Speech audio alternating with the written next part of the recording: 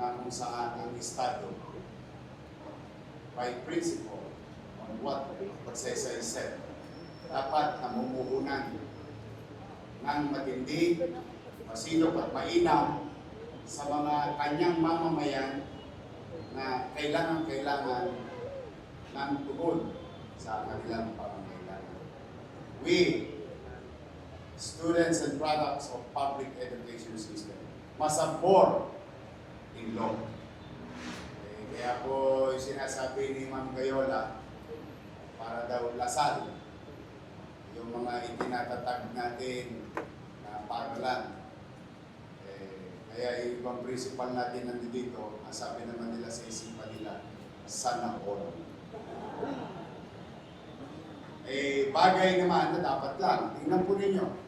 Correct me if I'm wrong. Correct me if I'm wrong. Mas mayaman ang gobyerno kaysa sa pinakamalaking korporasyon ng bansa. Yung korporasyon ng bansa, kailangan nilang galingan.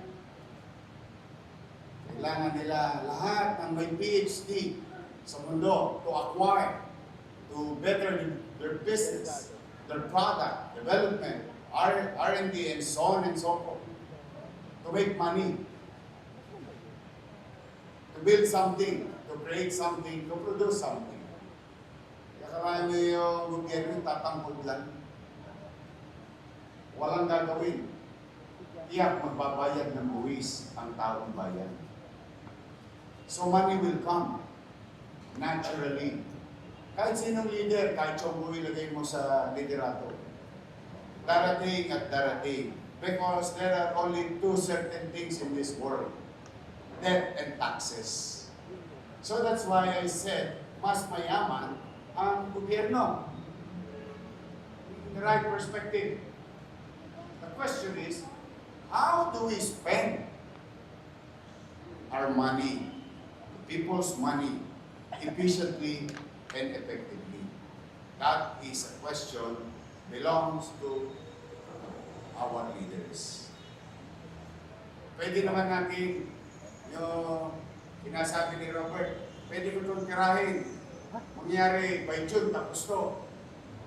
Kaya nakawayan yung talaga.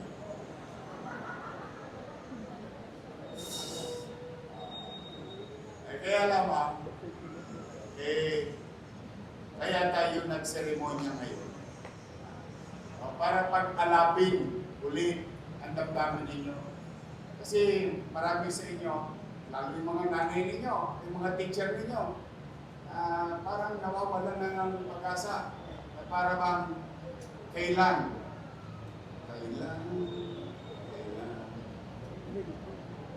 Hindi makatikim ng kasiguruhan.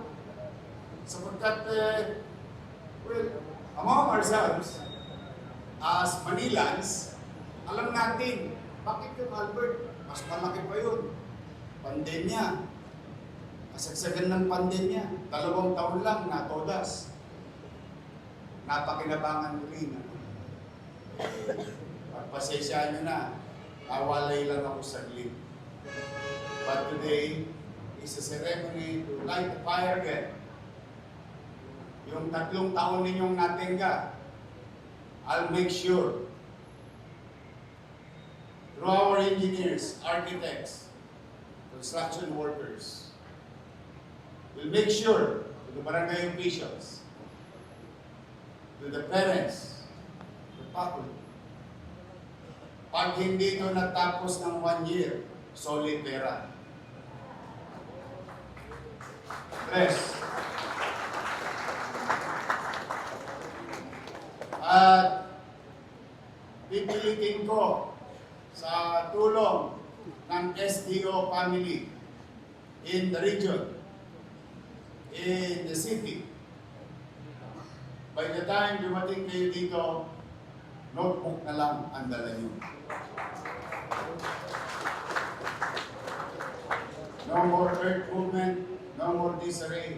You're just gonna sit on an upscale public education classroom. In my own little way, I will move heaven and earth.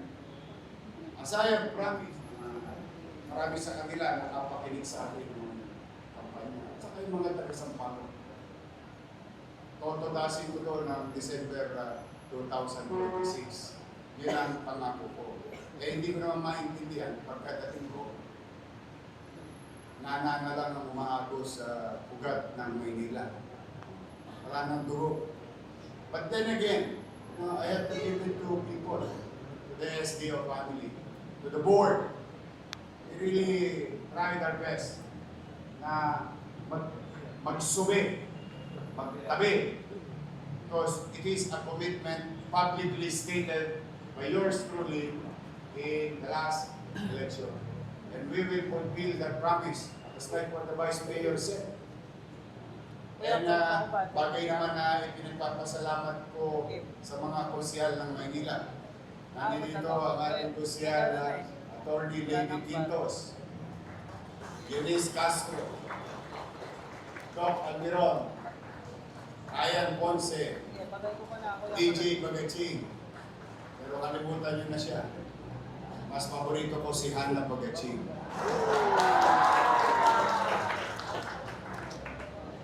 Boundary ka na naman. School environment, tulig. Ganun na talaga ang pagpaplano. Unang-una, mahal ang lupa sa Maynila. Mura ba lupa sa Maynila? Ako napakamahal. Kaya dito kahit ismet nagkakatalo. Kaya nga bagay na dito nakakahuy. Kasi sayang din yung 1 square meter. But the thing is, you can just focus the resources, address one problem at a time, continue and consistent, and put persistency in the program. Before you know it, madami na pala. Kaya sa aming Congresswoman Maceda, maraming salamat sa pakikinig. Kung manatag kayo, ano man ang maliit na kakayanan ng ating munisip. Under our watch, we'll spend it wisely.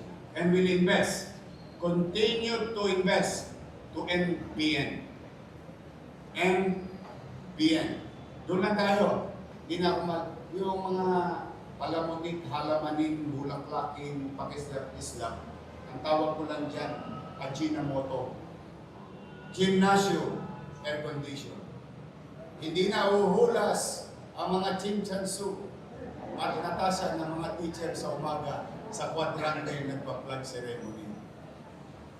4 science laboratory, library and e-library, 2 sped classroom, 8 elevators, outdoor basketball court, football field, practice house, outdoor sports and exercise area, sewerage, water treatment, admin office, 16 offices, MDRRMO office, 9 faculty rooms, co-op office, 2 lab stock rooms, group deck service area, 3 males here and 3 females here per floor.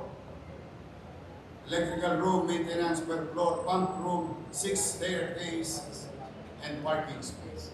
Wow! May kotse kayo. So these are the facilities of your school. Muli,